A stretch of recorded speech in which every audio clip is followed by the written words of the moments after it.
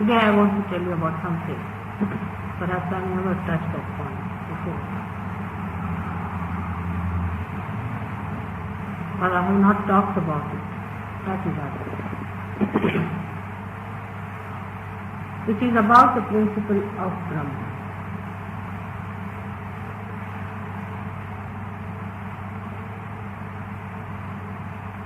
What is principle of Brahma? How does it exist? How is it born? How does it manifest? And how it is detached and also attached.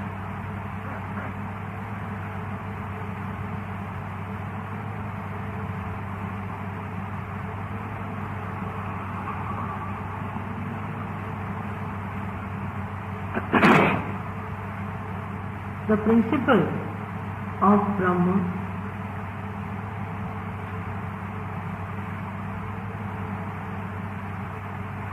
is different from Brahma itself. In this way, like the principles that I follow is different from what I am. It's a very subtle subject and requires real meditative attention. So all criticism of your mind, please put them off as your put up issues. Have you put up issues on it? Yes. And just listen with little subtler attention. Can you come forward? You all can come forward so that those who will be coming later can come later. Come later. I think better thing is to come forward. My chair. It's better to come forward, yeah.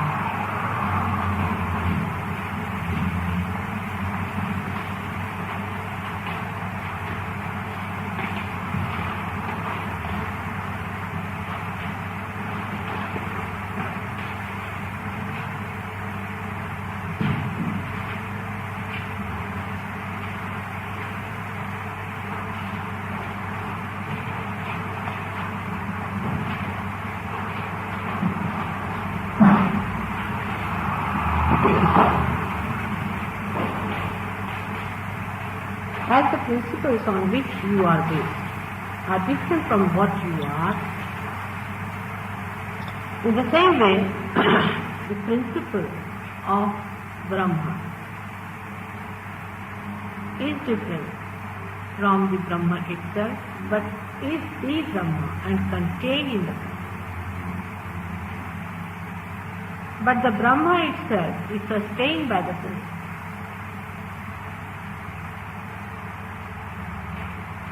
In dimension, we may say that Brahma is wider, larger,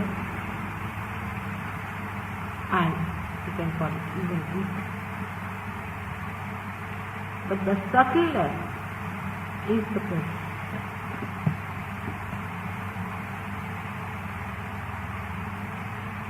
This principle exists in Brahma at the beginning of the universe, of creation. At the very beginning it exists, but as it is an eternal plane of creation, destruction, sustenance between, as in Sanskrit they call it sthiti, state of performance you can call it. In all these three stages,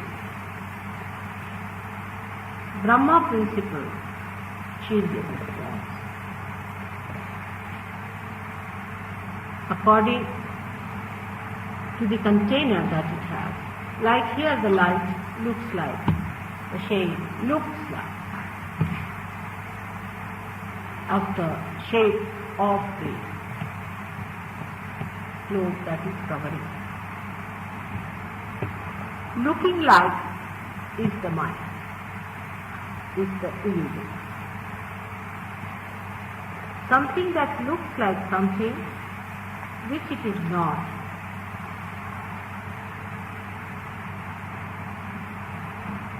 This phenomena is the mind, is the illusion.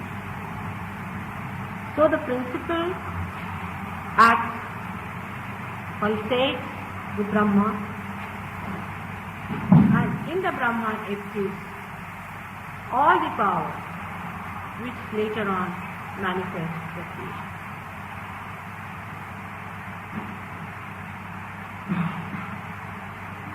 So the principle, which is the divine power,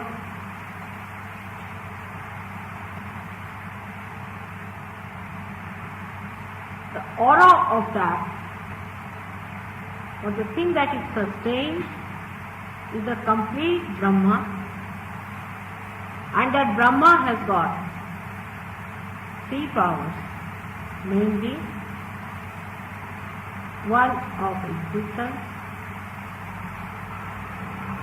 second of creation, third of sustenance.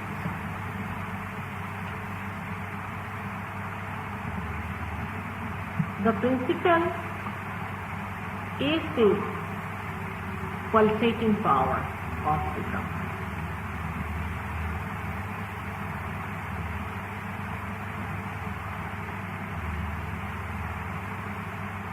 And it is represented as Om. When we say Om, this is used also in the Christian prayer as Amen. It's the same as Om. There's no difference. When we say Om, actually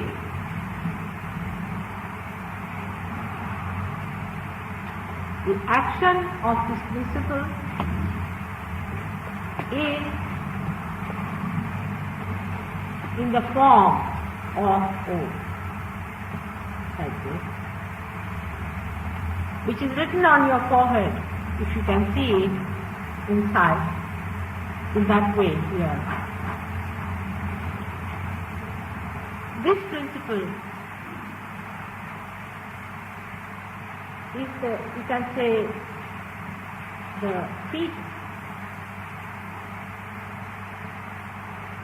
This principle is the fetus of the divine thought. Then the same principle, or you can call the seed, then it divides into three channels and enters into the creative, sustaining and the existing power of the Brahma Tattva and manifests. We haven't got any thing to write, so I could have shown you, but it permeates, just like the rivers flow and permeates in the soil and nourishes. In the same way, this principle of Brahma flows, permeates, pulsates and nourishes the surrounding area of Brahma.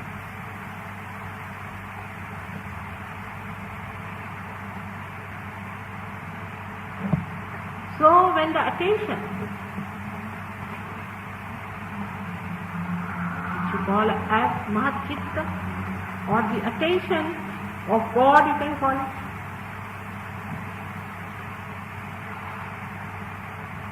is on this principle,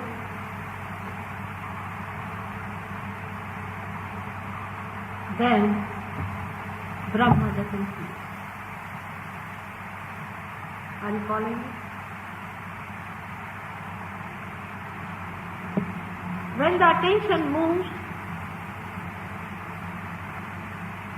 from the principle, it doesn't leave. When the river flows, it doesn't leave its source. When it permeates into the Brahma, it starts creating.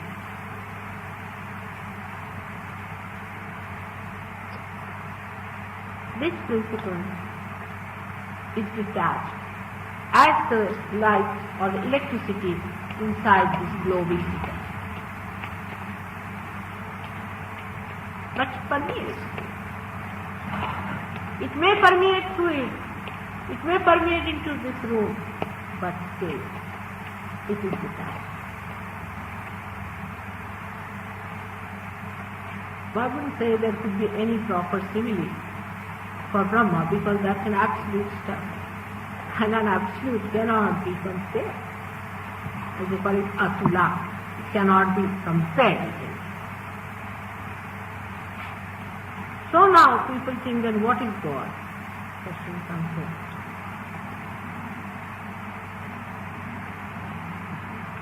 Where is God? What is He? What has He got to do with Brahma and the principle that is there?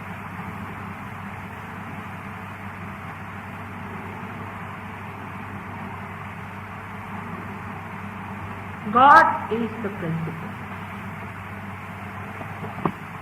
He is the attention. He is the joy.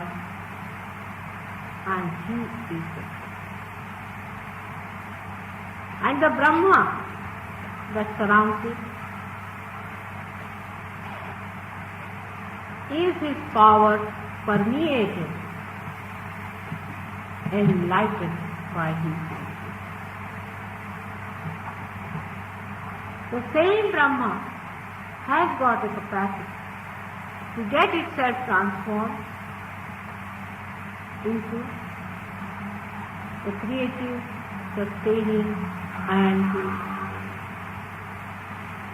we call it existing or destructive power. We can see a small little seed, how it manifests a tree. We never think, from where do the seeds come out? From where does the root come out? What creates the flowers? What gives it the fragrance? For the seeds do not travel it back. But there is definitely a mechanism which is very microscopic inside the seed, placed there. And seed is the form where there is no movement, no manifestation, no creation. In the same way, Brahma can be in seed form. So, the sustaining power within us, or the creative power within us, or what you call the destructive power, or the left side power, which we call as the ascitva, is the existing power. All these are manifested by principle of Brahma, but by themselves they are not.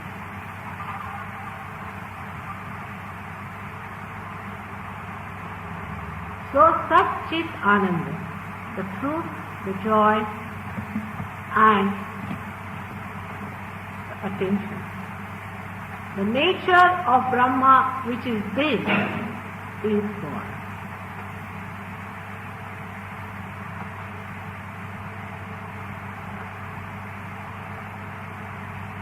Why? What is Shakti then? The question comes.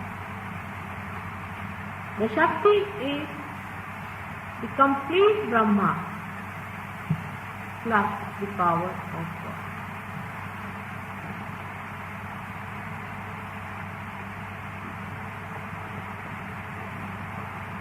Like the cotyledons in the seed, the primule in the seed, the cotyledons support it.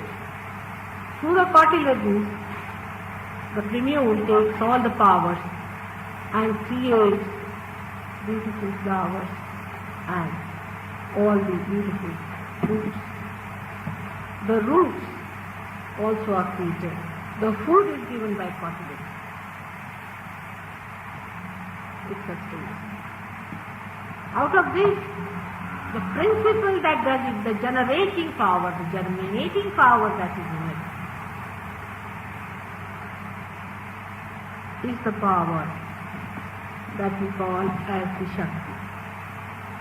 But in a seed, which is a material thing, it has no awareness to do it. It's a very subtle point to understand.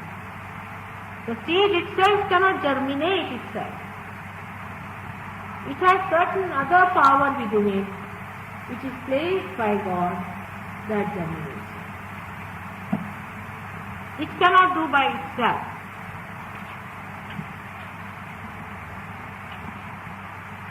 That power is the God in the seed and also in the ground.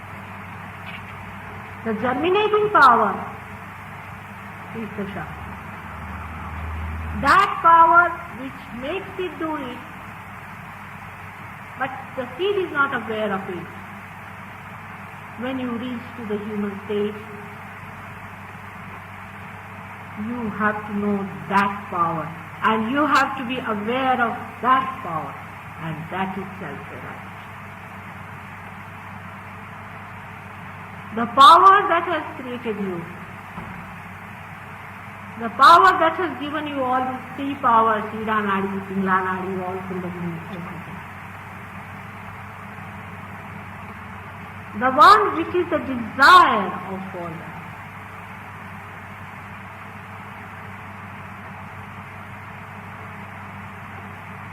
We can take a simile just to understand. The owner of the house, I hope it will work out, but sometimes, how human minds are confused. Supposing the owner of the house walks into the house with his money and creates everything that he wants to do about his house.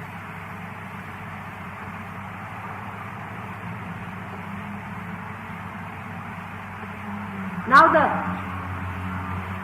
master goes out, he is not there. When you see a house created, you see the power of all the workmen who have done the job, and somebody who has established it. But you don't know whose desire it has. In the same way, you have seen your body being created.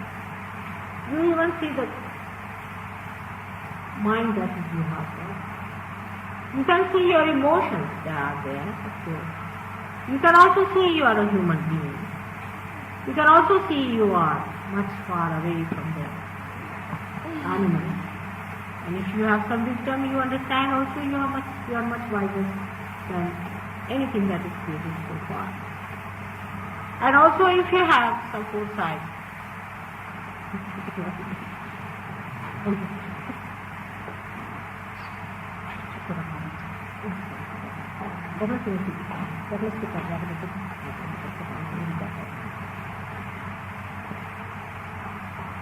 but the power of desiring power, or we can say the projecting power, or the one who is the owner of all that, the owning power. I mean, I don't know how you understand a master of the whole thing.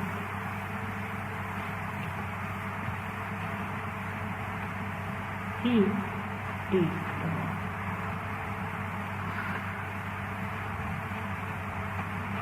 And then his power of desire, Mahakali's power, is his desire, then manifests everything else. His desire to manifest is Mahakali's power that we see here on the left hand side, manifested in the human being as Irana. Creates all the rest of the universe and everything later on. But first is only the desire. But the one who desires is in us, he is placed in our heart, away from all this. Here. And he just desires. We do not know him, but he knows us. We know one thing, definitely, that he knows us.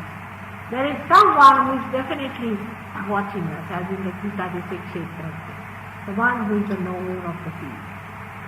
The knower of the field is there. Once you also become the knower of your field, you are self-realized. This is self-realization. When people talk about self-realization cheaply, I'm really shocked. The way people are sticking to their hands. Such a revered subject. And just try to mold it for making money. Just think of it. From that level, this level, it could take. I mean, this only human beings can do. I can tell you. Nobody can do like this but human beings. Even if they are Rakshasas, they know that this is divine power and you cannot misuse it by any chance.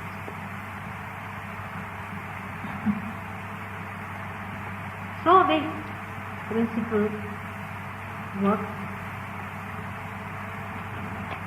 Say in the matter it works. As the electromagnetic force, you can say. But not as the electromagnetic force. It works which brings about the electromagnetic force inside that. Can you follow the point? You?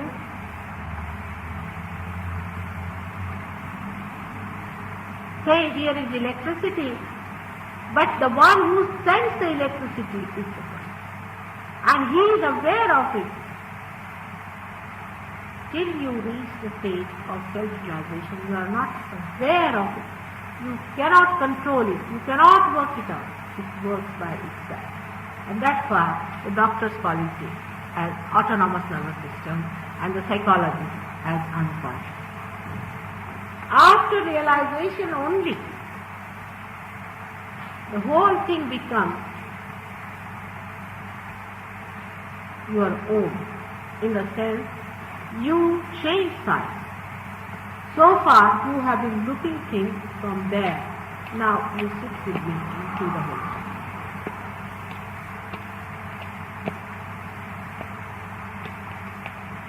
But this principle of Brahma lives in its mood. It can be in such a mood that it has no duty at all. It has no duty. It just exists. It has no duty. It is not the duty of an owner of a house to do something about it. It is his will. If he wants to do, he'll do it. Otherwise, he'll live like a hermit. He has no duty. I hope you understand the meaning of the owner. Because if the human laws are funny, whatever you may be the owner, still you can't do many things. But if you can think of an absolute owner of this place, absolute owner. Yes, very true. You're smiling, but in Oxfordshire they had a freehold house. We couldn't cut the tree, we couldn't plant the tree, we couldn't do this to the hedge, we couldn't do that. But he is an absolute owner. Absolute owner. Understand the absolute word. Where no law but his own laws work.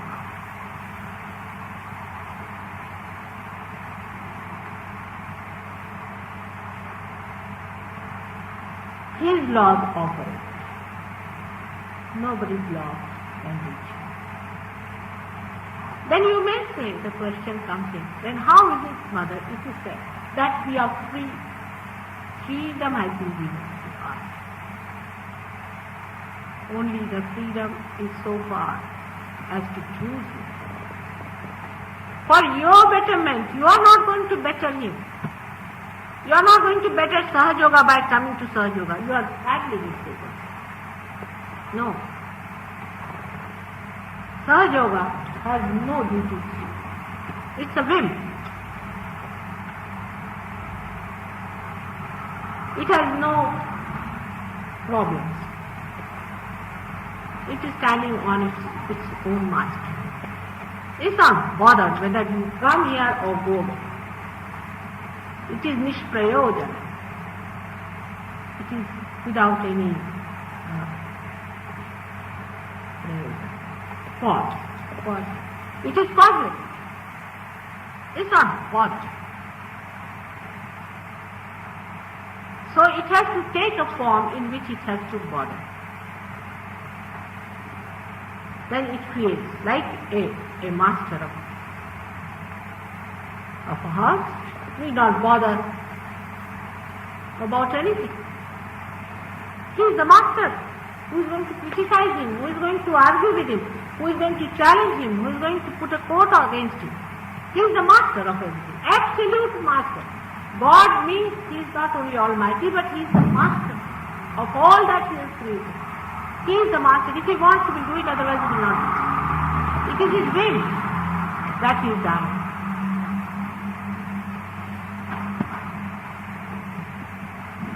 So He is not bothered. But then He takes the form sometimes of a person who wants to do something. He wants to bother, just as a whim. He bothers himself and he starts doing. And he creates. And he creates this universe. And he creates you.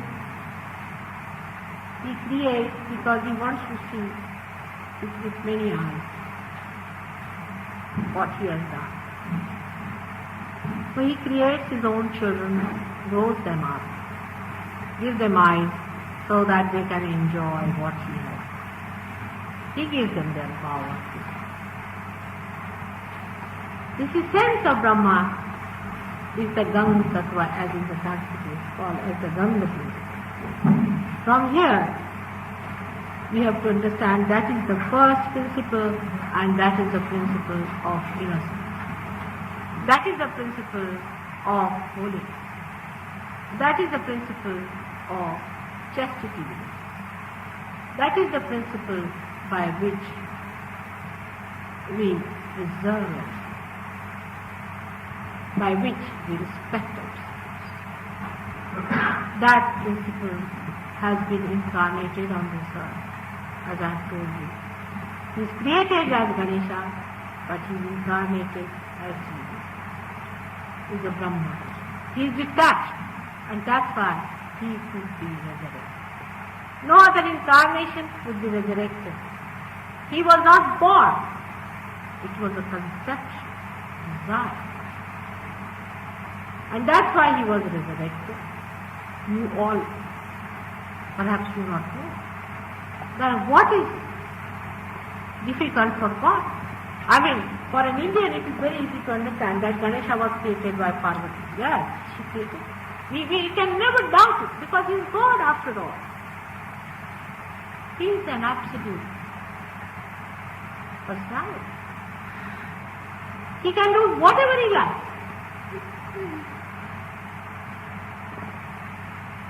Of course, he does something that is intelligible to your mind.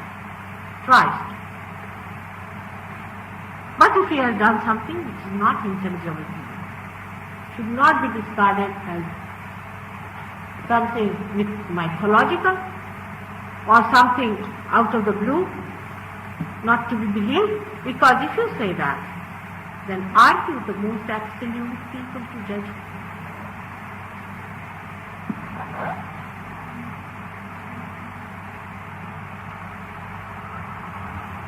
Let us know that we are not. We are not, but we have to. He wants you to be aware of him. And in this creation, when he creates himself into a one primordial being. He becomes, he assumes that position of being the one primordial being.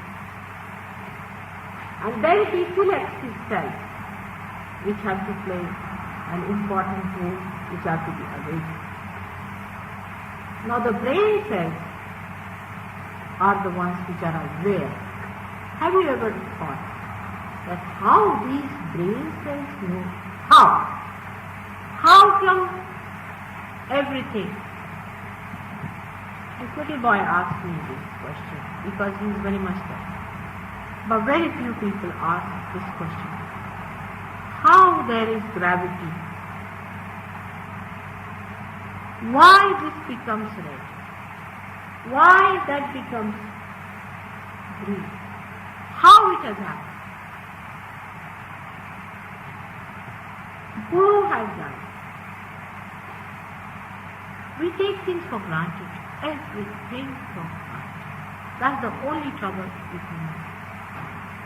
Taking everything for granted. If we do not take for granted everything, and just in all humility say that, oh Lord, we know very little about you, we would like to know. He takes you up and makes you sit in His brain, so that you become aware of the powers of His brain, of His heart. From where He loves, where He is the ocean of compassion, you become a drop in that ocean. And you also, with your waves, you jump up and down and enjoy that compassion of His. Just a drop you are, but you are the ocean. This is what explains what Kabira says. You see, these great people have described Him, but it becomes absolutely when the word follows. The human rationality cannot explain all these things. So your rationality has to improve onto vibratory awareness.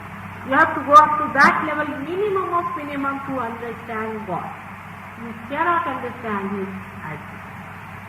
So don't come out here with ideas that you are going to give something to God. No. You have to take it. You cannot be anything. But in your humility, you express yourself. Like the master loves when a little child brings some flowers. When a little baby brings, say, flowers for the mother likes. Not like, but in fact there's a word Kautukam. I don't know, there's no word in English for that, I'm sorry. Kautukam is the happiness, the joy that one feels when he sees his child. When the person sees the child returning the love, in its small way. After all, children are, what are they going to do? Like this one, you see, one day he brought 2 tea for me. He says, grandmother, you can buy a sari with me. Yes, you better keep it. He found somewhere. He said, I haven't earned it, but I've got for you. So you can keep it and buy it. Then the feelings that come into mind, they are the Kautukam. The feeling that comes within at that time in a mother's heart is the Kautukam. The sweetness of it, the beauty of that, you cannot understand by your dry rationality, which can make you parched, complete. It has no feelings, it has no sensitivity, nothing. Oh God, this ego, I tell you, it is so-called ego, has really parched human beings. All the beautiful things that have been flowing, all the sensitivities, and horrible books and horrible things that people have taught you have really finished all that beauty that was there.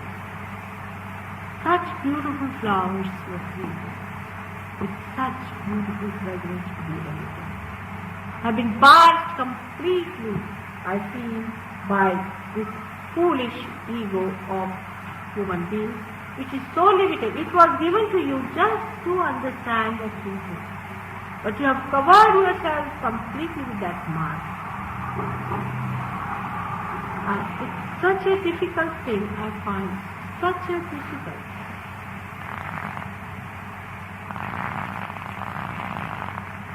Some examples can be given. A boy came to see me the other day. It's a friend who is a very great surgeon here, who is not here today. And he is, I would say, just to please the Sahajogi, I said, oh no, I can't take him out. I found the boy had a terrible guilt within him because he had done something horrible, absolutely horrible. But I told him that we have a date, and it's forgiven, so give it up. Try it, try. But nothing works out with him. So egoistic, and such small thing he was. I mean, if he was anywhere near the truth, I would have understood also that he thinks that he should get it or do it or not. But nothing of the kind. She goes back and tells his Sahajyogi, oh, I think she is just an ordinary housewife, that's all. We don't take her serious. Then Sahajyogi said, oh really, what of it? How many people have you cured? I have seen people suffering from cancer in cured. I have seen with my own eyes Kundalini rising. I have seen people getting realization. There are so many I have seen with my own eyes. I have to disbelieve all that and believe you.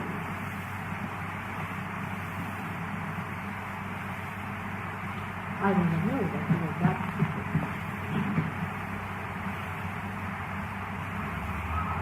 This is his answer. But as I told you, that you can take a position when you are bothered, and when I take a position like that I am bothered, then I think that really you are still very, very ignorant. But at least see, at least ask for it, and it should be done. Because the creation has to be completed, it has to be fulfilled. And you have to know the meaning of your being. You have to know why God has created you and what are you. That is the mind. People waste their time. There's no time to be wasted anymore, I don't think. In the West, such a wastage of time, I find. Same in the East. They are doing what you have done before, like they are trying to build bridges and they are trying to do now underground trains. And those who have done it are now committing suicide.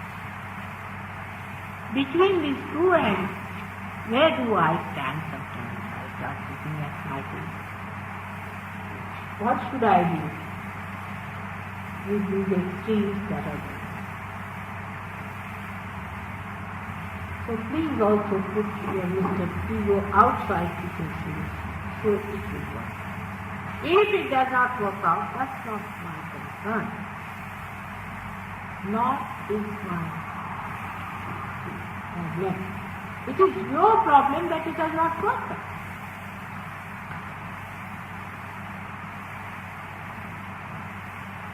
If an operation is not successful, then the doctor can be blamed because he takes money for it, but not mine. Not because I don't take money, but I am not bothered about it. I am only bothered that you should get your realization. But I am not bothered if you have not got it. Can you understand that? I will work morning till evening, evening till morning to give you realization. But if you don't want it, I am not bothered. Neither if it does not work out, I am not. It is the simple.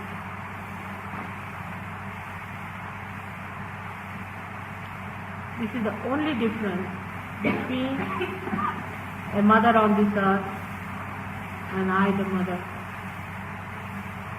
who has to really give you the keys of your kingdom, the keys of your joy, the keys of your truth. I have to do that. And I don't give you by taking anything from you. This must be understood.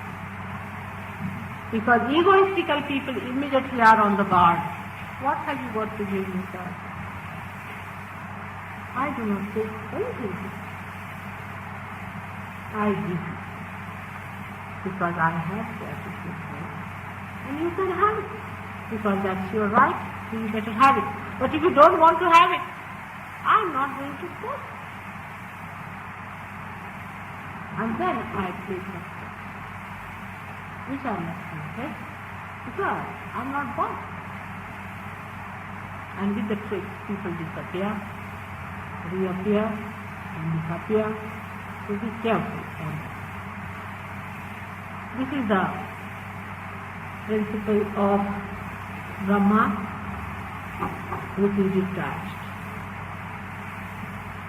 The principle of Brahma is detached, that acts and takes away the interest. The interest goes away, the attention goes away. You are not bothered about it. This principle cannot be overcome. It is the principle itself. It cannot compromise. That's the point, being absolute. Absolute things cannot compromise. For example, there are some people who may say, you see, there are some people who say, Mataji says that you have to lead a dharmic life. So, you have to. I mean, I cannot give realization to Mr. Hitler if he comes to me. There is something which cannot be compromised. You have to do something.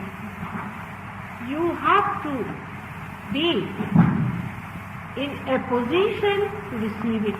And even if you receive it without that position, it can be worked out.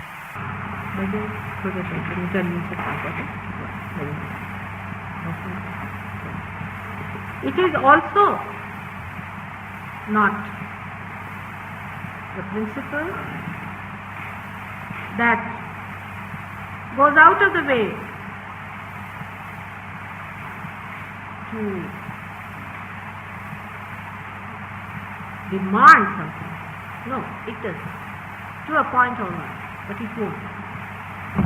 But it is such a living principle, the beauty of living principle, I would say, which perhaps you know it, but you do not know. When the principle is there, like say this house is built, it has got a foundation, then it is built up, then a house is brought in, and then everything is done. Then once done is done. If the foundation is weak, it is weak forever. You cannot improve. But the living principle is whatever may be your foundation, it will penetrate into your foundation, into your background, into everything, and can correct. You just ask for it. Whatever may be your conditioning, and whatever may be your guilt, whatever may be your problems, whatever sins you might have committed, whatever wrong things you might have done, living principle can penetrate into it and can reform the whole thing and transform it. You have seen it in a tree. Suppose the tree is taken to tree, the complete tree can manifest. But if you vibrate it, then you see the whole beautiful stuff. Very. So this is the living principle, and that's why Christ has said it. I am the living. This is the difference between the living principle which enlivens or awakens every part of your deadened chakras, every part of your deadened psyche. It awakens, it cures it, it purifies it, it absolutely neutralizes all that is filth, dirt and ugliness, all that is called as sin. It doesn't stop, it works. But you have to just ask.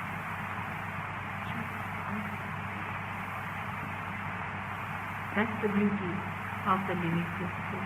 That's why when people get cured with Yoga, don't be surprised. It's just a byproduct. It's nothing important. Even when the mad people become alright, nothing surprised. It's just a byproduct. Because it's a living principle which penetrates into it. It breaks every bit and bit of it, cures it. It's over. It's beautiful. Takes it into a flower. And that is what is wrong. But then people come down for Sahajya. Mother, I have a problem. What's the problem? My friend has not written any letter to me. Will you help me? This is some bad situation. It's all right. Even that can be solved. These problems After all, a mother has to solve the little problems for her children. But ask for the highest. Tvamekam Sarenyam Tvamekam Varenyam. There is nothing to be asked for but for God. Don't ask Him. The rest is all dust. Is all that will finish off. It's all Chalayaman. It's coming, going, finish. Ask for that eternal. Ask for that is stable. Ask for that is the highest and the purest. Don't make me come down. I play with you. When my child asks you something, I have to tell him, all right. But when you mature, you must ask for the highest. Do not ask for a job. I say, all right, if you have a problem, so you can understand now from where it is. But today it's all right because it's too much in a Nishprayan condition. And I was telling just now to these people, I don't know what I'm going to talk, but I have talked something. And if you have any questions, please ask me. In the meanwhile, I would like some surgeons to see these people, and then we'll go in for meditation. You have some water is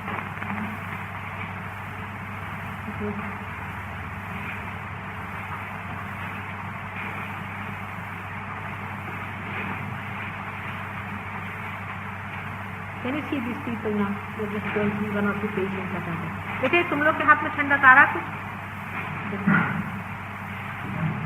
ऐसा रखो, ऐसे. All of you should keep your hands like this. कैसा है? How is he? Better? Oh.